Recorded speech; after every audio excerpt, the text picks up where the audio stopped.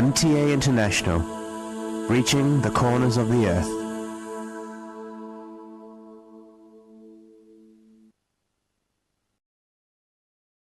اب حضرت مرزا طاہر احمد صاحب خلیفۃ المسیح الرابع امام جماعت احمدیہ ایدہ اللہ تعالی بنصر العزیز کا خطبہ جمعہ ہوگا۔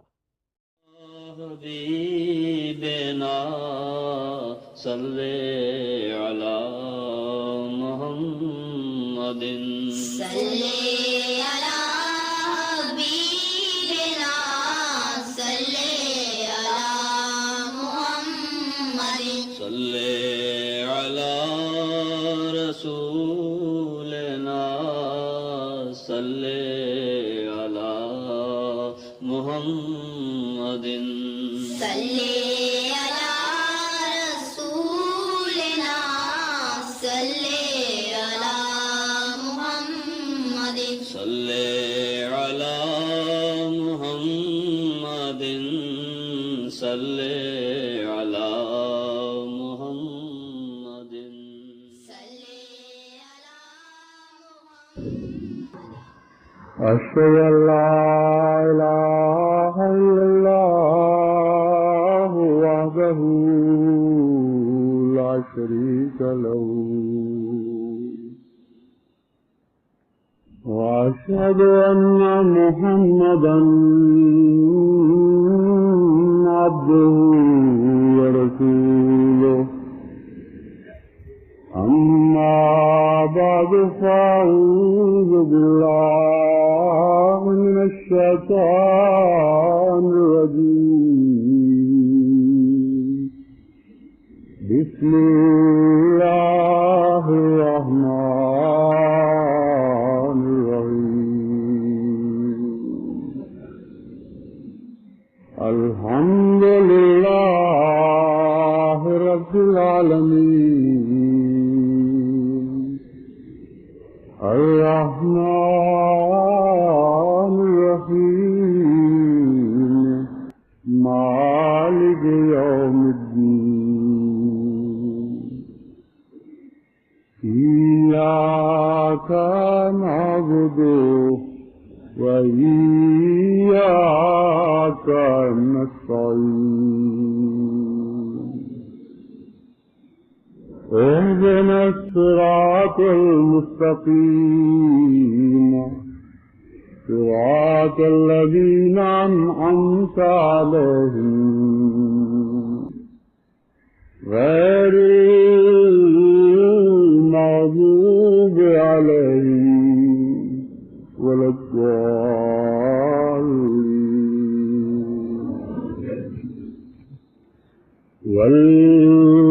والذين يقولون ربنا هب لنا من أزواجنا وذرياتنا قرة أعين واجعلنا للمتقين إماما۔ یہ آیت کریمہ جس کی میں نے تلاوت کی ہے اس میں دعا کی صورت میں مومنوں کو کچھ ہدایات عطا فرمائی گئی ہیں۔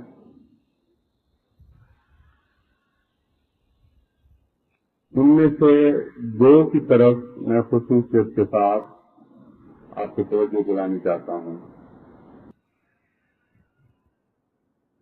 پہلی بات تو یہ فرمائی گئی کہ مومن اپنے رب سے یہ دعا کرتے ہیں کہ اے آقا تو ہی ہماری بیویوں اور ہماری اولاد سے ہماری آنکھوں کی ٹھنڈک کے سامان پیدا فرما، اور دوسری درخواست یہ کی گئی کہ یہ آنکھوں کی ٹھنڈک کا سامان کچھ اس رنگ کا ہو کہ ہم متقیوں کے سربراہ بنیں، متقیوں کے پیشوا کہلائیں، متقیوں کے آباء و اجداد بن کر تاریخ میں چمکیں، فاسق اولاد پیچھے نہ چھوڑ کے جائیں۔ پہلی بات تو اس میں یہ ہے قابل توجہ کہ آنکھوں کی ٹھنڈک کی دعا جو ہم کرتے ہیں اور ایک دوسرے کو اس دعا کی درخواست کرتے رہتے ہیں کہ اللہ ہماری اولاد کو ہماری آنکھوں کی ٹھنڈک بنا، تو اللہ تعالیٰ کے نزدیک سب سے زیادہ قابل قدر آنکھوں کی ٹھنڈک، حقیقی آنکھوں کی ٹھنڈک، وہ آنکھوں کی ٹھنڈک جو دراصل ذکر کے لائق ہے، وہ یہ ہے کہ اولاد متقی بن جائے، اور اس سے زیادہ کسی کو آنکھوں کی ٹھنڈک نصیب نہیں ہو سکتی کہ وہ اپنی اولاد کو متقی دیکھ لے۔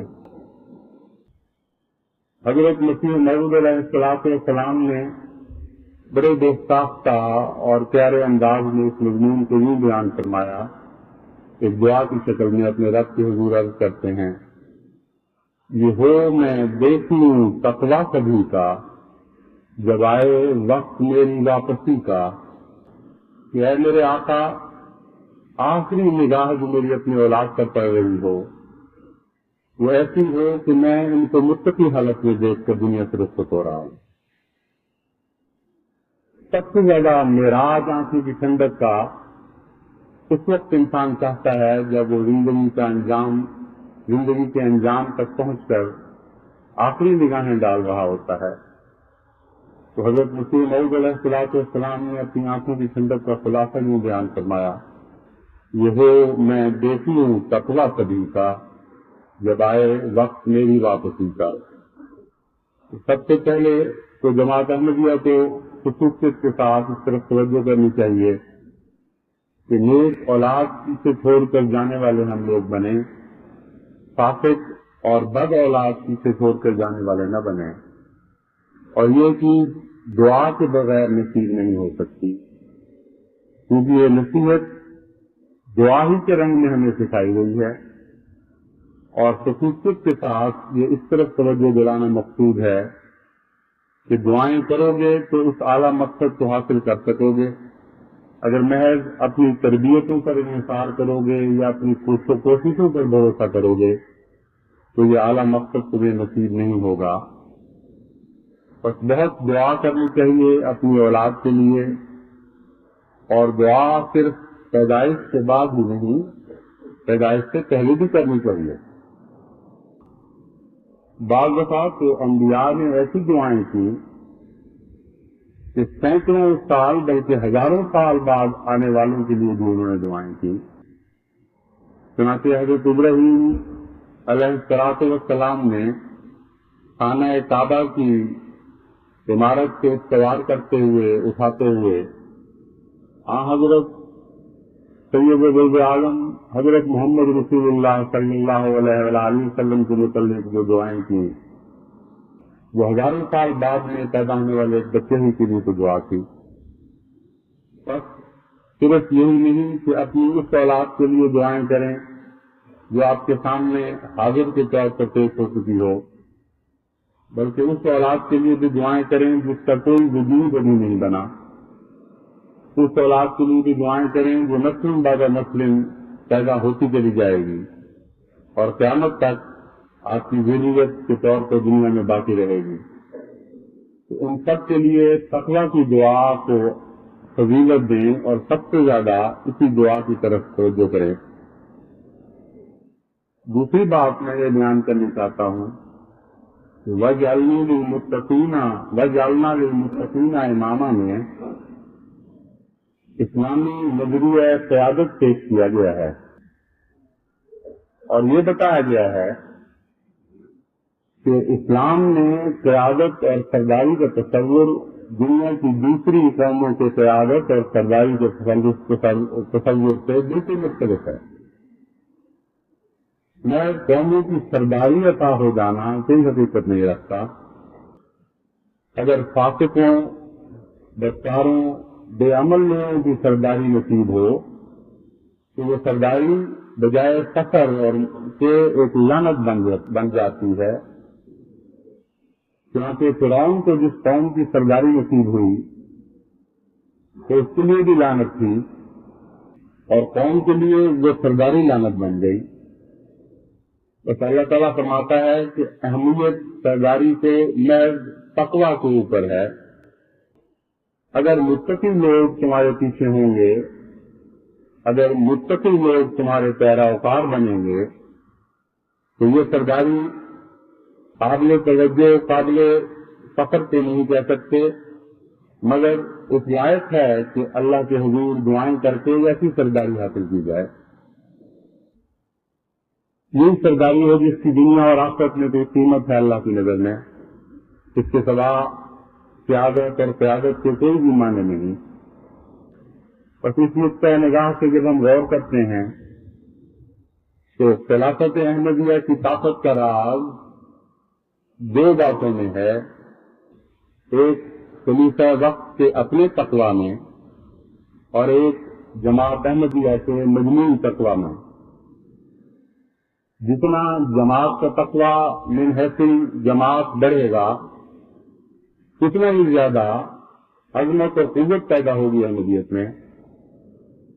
جتنا خلیفہ وقت کا ذاتی تقویٰ ترقی کرے گا اتنی اچھی سیادت اور قیادت جماعت کو نصیب ہوگی. اور یہ دونوں چیزیں بیک وقت ایک ہی شکل میں ایک دوسرے کے ساتھ آہنگ ہو کر ترقی کرتی ہیں. بس ہماری دعا ہونی چاہیے آپ کی میرے لیے اور میری آپ کے لیے. آپ اپنے رب کے حضور ذریعہ گزاری کرتے ہوئے ہمیشہ یہ دعا کرتے رہیں کہ اللہ تعالیٰ مجھے تقویٰ نصیب فرمائے. ایسا تقویٰ جو اس کی نظر میں قبولیت اور اس کی درگاہ میں مقبولیت کے قابل ہو. اور میری یہ دعا رہے گی ہمیشہ کہ مجھے بھی اور آپ کو بھی اللہ تعالیٰ تقویٰ عطا فرمائے.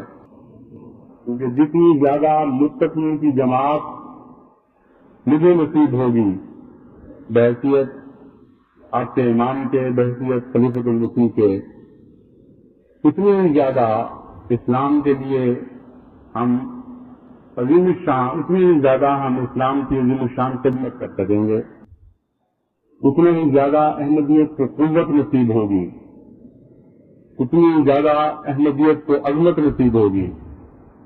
محض عادات کی کوئی بھی حقیقت نہیں ہے. عادات کے ساتھ روحانی دنیا میں فضیلتیں نہیں ناپی جاتی. جب حضرت صلی اللہ علیہ وآلہ وسلم کی بعثت ہوئی کہ ساری دنیا کی کل قیمت ایک وجود حضرت محمد مصطفیٰ صلی اللہ علیہ وآلہ وسلم کے مقابل پر اپنی بیٹی کے ساتھ کے برابر بھی نہیں تھی. وہ ایک ہی وجود تھا جو خدا کا قائم مقام اس دنیا میں تھا، اور یہ ایک ہی وجود تھا جس کی خاطر ساری کائنات کو قربان کر دیا جاتا تو عرش الہی میں ایک ذرا سے بھی امتیاز پیدا نہ ہوتا. بس حقیقت میں خدا تعالیٰ کے ہاں قیمت اقدار کی ہوا کرتی ہے، تعداد کی کوئی قیمت نہیں ہوتی. اور یہی تعداد باعث برکت ہوتی ہے جو اعلیٰ اقدار کے نتیجے میں خود بخود نصیب ہو جایا کرتی ہے. جب زندہ رہنے کی قابل قدریں کسی قوم میں پیدا ہو جائیں، جب تقویٰ کا معیار بلند ہو جائے تو اتنی شان لکھنا کسی قوت پیدا ہو جاتی ہے کہ باہر کی دنیا کی تعداد خود بخود کسی کے لیے آتی ہے اور تقویٰ والوں کے ساتھ آ کر ہم آہنگ ہونے لگتی ہے، جہاں تک کہ اللہ تعالیٰ کی طرف سے ایک نئی تقدیر ظاہر ہوتی ہے اور عددی غلبہ بھی نصیب ہو جاتا ہے. مگر اس عددی غلبہ کی قیمت، اس کی حیثیت محض یہ ہے کہ اگر یہ تقویٰ کے تابع نصیب ہو تو قدر کے لائق ہے، اگر یہ تقویٰ سے تابع نصیب نہ ہو تو اس کی کوئی حیثیت باقی نہیں رہتی. بس ہمیں دوسری دعا یہ بھی کہتے رہنا چاہیے کہ اللہ کی نظر میں ہم متقین کی وہ جماعت ہوں جن کے مقابل پر دنیا کی ہر دوسری چیز قربان کر کیے جانے کے لائق ہے اللہ کی نظر میں. اور یہ عظیم شان معجزہ دنیا میں رونما ہو کہ یہ متقین کی جماعت جو ساری کائنات کی سردار مقرر کی گئی ہے، یہ ساری دنیا کی خادم بن کر ان پر نچھاور ہوتے ہوئے، ان کے لیے قربانیاں کرتے ہوئے، ان کی بھلائی کے لیے دعائیں کرتے ہوئے ان کو اپنی ذات میں ضم کرتی چلی جائے۔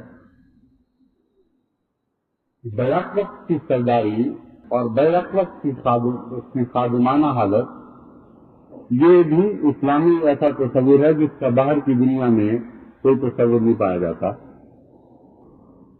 اور حضرت محمد مصطفیٰ صلی اللہ علیہ وآلہ وسلم نے ہمیں یہ رسول سکھایا، یہ راز سمجھایا کہ سید القوم خادمہم، اگر تم حقیقتاً دنیا کے سردار ہو، اگر خدا کی طرف سے قیادت کا تاج تمہارے سروں پر رکھا گیا ہے، تو حقدار کبھی تک رہو گے، اسی وقت تک رہو گے جب تک کہ باقی دنیا کی خدمت میں لگے رہو گے۔ اگر خدمت لینے کی خاطر سردار بننے کی کوشش کرو گے تو یہ سرداری ان کو چھین لی جائے گی۔ تم خیر امت اخرجت للناس میں بھی یہی سبق عطا فرمایا گیا کہ تم بہترین امت ہو، لیکن اس شرط کے ساتھ کہ لوگوں کی بھلائی اور خدمت کے کام کرتے رہو۔ جب تک یہ صرف تم میں باقی رہے گی، جب تک تم خدمت کی سعادت پاتے رہو گے، اللہ کی نظر میں تم بہترین قوم کہلاتے رہو گے۔ جب ان باتوں سے عاری ہو جاؤ گے اور بڑی نو انسان کی بہبود سے مستغنی ہو جاؤ گے تو پھر سرداری کی ردا کی چھین لی جائے گی۔ بس ہمیں یہ بھی دعا کرتے رہنا چاہیے کہ یہ سعادت جو اللہ تعالیٰ نے آج کے زمانے میں ہمیں نصیب فرمائی کہ ہم یہ قوم ہیں جو خدا کی نمائندگی کر رہے ہیں، ہم یہ قوم ہیں جو خدا کی نظر میں زندہ رکھنے کے لائق ہیں، اور ہمارے مقابل پر کوئی ابدیت کوئی بھی حیثیت نہیں رکھتی۔ ہم اپنی اس حیثیت کو نہ بھولیں کہ یہ سرداری دراصل خدمت کے لیے عطا ہوئی ہے، بڑی نو انسان کی بہبود کی خاطر عطا ہوئی ہے، ان پر راج کرنے کے لیے نہیں۔ ہاں دلوں پر راج کرنے کے لیے ہے، دلوں کو فتح کرنے کے لیے ہے، ان پر پیار اور عشق اور محبت کی حکومت کرنے کے لیے ہے۔ ہم دعا کرتے ہیں کہ اللہ تعالیٰ ہمیں بہترین رنگ میں اس اصطلاح میں جس اصطلاح میں قرآن باتیں کرتا ہے ہمیں اس قیادت عطا فرمائے اور ہمیشہ وہ قیادت قائم اور دائم رکھے۔ اس کے بعد میں تقویٰ کے متعلق ایک حدیث نبوی آپ کے سامنے رکھتا ہوں اور حضرت مسیح موعود علیہ السلام کے بعد ارشادات پیش کرتا ہوں۔ یہ تقویٰ کی تشریح میں حضور اکرم حضرت مسیح موعود علیہ السلام نے جماعت کو مخاطب کرتے ہوئے فرمایا۔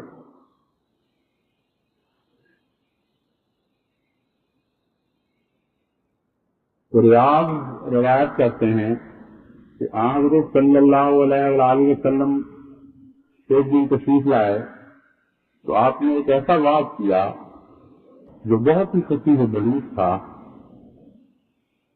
اس کے نتیجے میں ذرفت منہل العیون، ہماری آنکھیں بہنے لگ پڑی، آنکھیں جاری ہو گئے، تو وجلت منہل القلوب، اور ہمارے دلوں پر ایک لرزہ طاری ہو گیا۔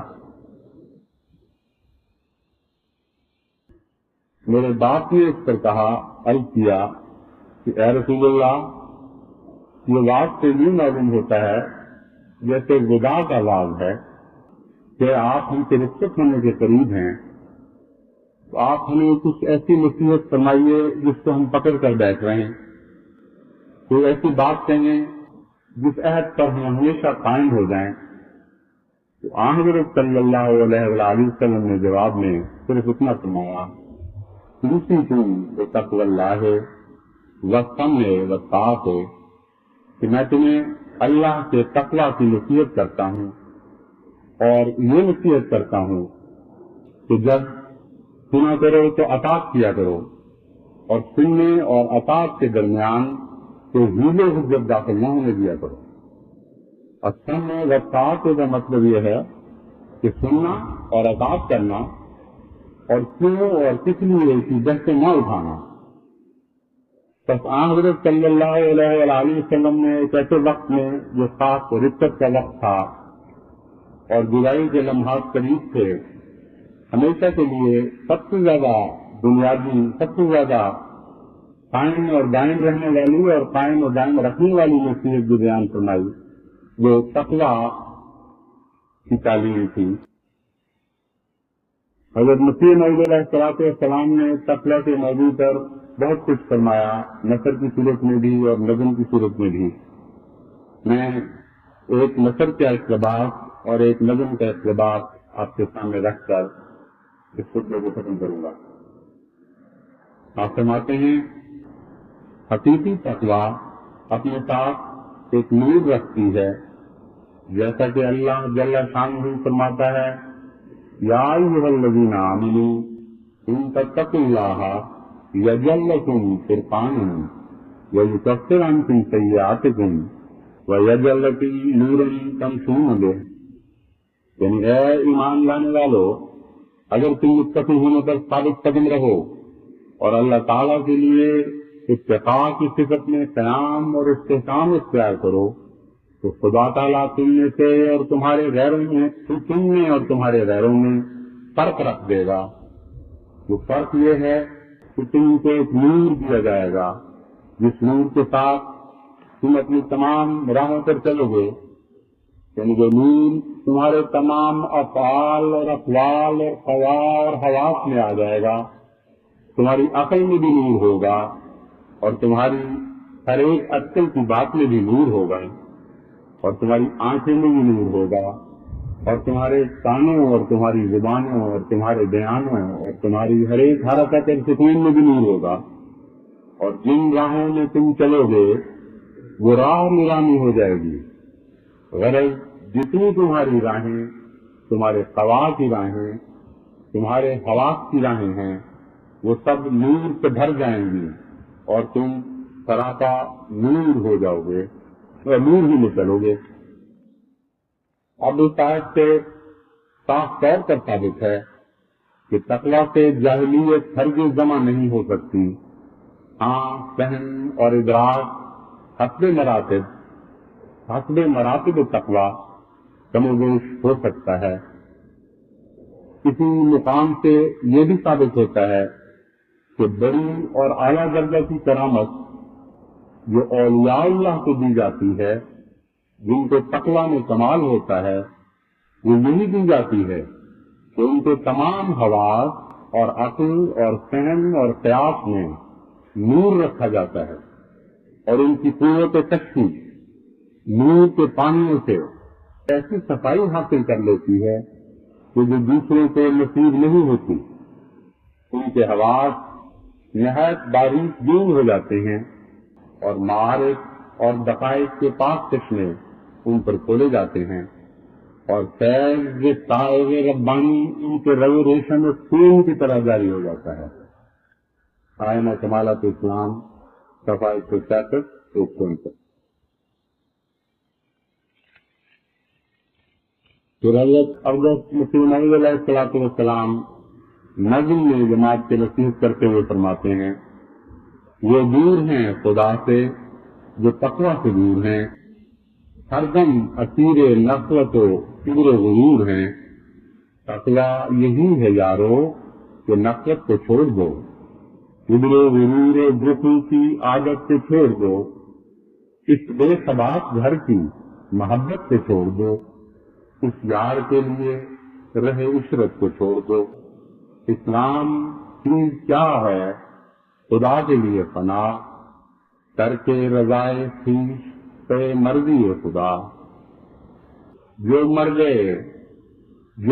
گئے انہیں کے نصیبوں میں ہے حیات، اس راہ میں زندگی نہیں ملتی بجز ممات۔ اس کرم خاک اے کرم خاک چھوڑ دے کبر و غرور کو، زیبا ہے کبر حضرت رب غفور کو۔ بدتر بنو ہر ایک سے اپنے خیال میں، شاید اسی سے دخل ہو دارالوصال میں۔ چھوڑو غرور و کبر کہ تقویٰ اسی میں ہے، ہو جاؤ خاک مرضی مولا اسی میں ہے۔ تقویٰ کی جڑ خدا کے لیے خاص ساری ہے، عفت جو شرط دین ہے وہ تقویٰ میں ساری ہے۔ اللہ تعالیٰ ہمیں صحیح معنوں میں تقویٰ کی راہوں پر قدم مارنے کی توفیق عطا فرمائے۔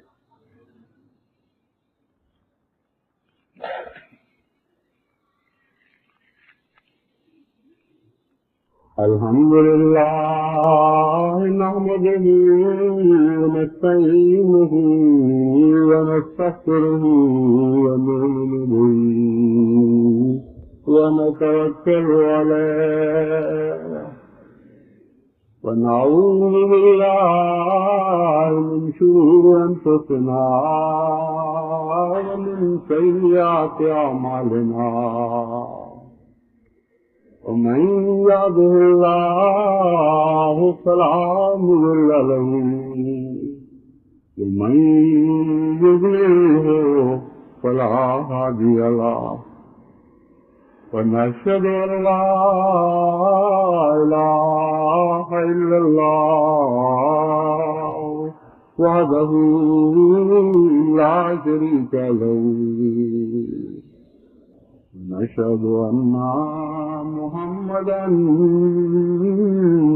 عبده ورسوله۔ احباب جماعت نے یہ دردناک خبر سن لی ہوگی کہ رات اچانک مکرم محترم چودھری ظہور احمد صاحب سابق آڈیٹر ناظر دیوان کا حرکت قلب بند ہونے سے انتقال ہو گیا۔ بہت سی مخلص بیرونہ خادم تھے، مجھے بھی ان کے ساتھ کچھ کام کرنے کا موقع ملا ہے اکٹھے بعض مجالس میں۔ میں نے ان میں بعض صفات بڑے قریب سے دیکھی۔ ایک تو بہت محنت کی عادت تھی، دوسرے رازداری کا مادہ بہت پایا جاتا تھا، اور کلیتاً ان کے اوپر انحصار کیا جا سکتا تھا۔ تیسرے وفا بہت تھی، اور خلافت احمدیہ کے ساتھ تو ایسی کامل غیر متوزل وفا تھی کہ جس کو نصیب ہو اس کے لیے یقیناً قابل رشک ہے۔ اللہ تعالیٰ ان کے درجات بلند کرے۔ اگر یہاں جنازہ آیا ہوا ہو تو انشاءاللہ میں نماز جمعہ کے بعد یہیں نماز جنازہ پڑھاؤں گا۔ ساتھ ہی اس دعا کی بھی تحریر کرتا ہوں جہاں ان کے لیے بلندی درجات کی دعا کرتے رہیں، وہاں یہ بھی دعا کرتے رہیں کہ اللہ تعالیٰ اگر ایک اچھا خادم ہم سے اٹھا لے تو اس کی جگہ 1000 اچھے خادم ہمیں عطا کرے، کیونکہ کام بہت ہے اور طاقت کم ہے۔ بہت زیادہ کام ہے دنیا میں، ابھی تو ہمیں کسی ایک ملک میں بھی روحانی غلبہ نصیب نہیں ہوا، تو اچھے کارکن اگر اس پہ چلے جائیں اور ان کی جگہ بہت سے اور اچھے کارکن جگہ لینے کے لیے آگے نہ آئیں تو کام کیسے چلے گا؟ توکل اللہ ہی کی ذات پر ہے اور وہی کام کو چلائے گا، مگر ہمارا فرض ہے کہ بندگی کا حق ادا کرتے ہوئے عاجزانہ دعائیں کرتے رہیں کہ اللہ تعالیٰ ہمیں اچھے کارکنوں سے کبھی بھی خالی نہ رکھے، ایک لے تو اس کی جگہ 1000 اور دے، اور یہ سلسلہ فضل اور رحمتوں اور برکتوں کا آگے ہی آگے چلتا چلا جائے۔ عباد اللہ رحمت اللہ ان اللہ یامر بالعدل والإحسان وإیتاء ذی القربى وینہی عن الفحشاء والمنکر والبغی یعظکم لعلکم تذکرون۔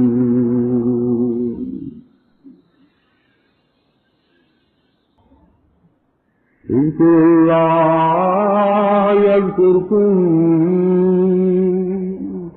وادعوہ یستجب لکم ولذکر اللہ اکبر۔